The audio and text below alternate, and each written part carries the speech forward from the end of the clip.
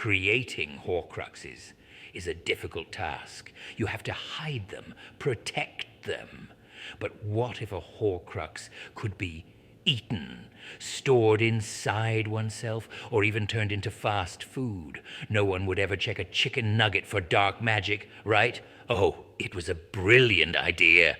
That evening I was sitting in my lair pondering the meaning of life, devouring nuggets, when suddenly I thought, what if I hid a piece of my soul in food? No one takes food seriously.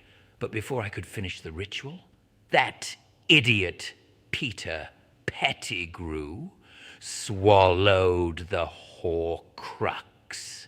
Only a touch of classical, superior music can lift my spirits.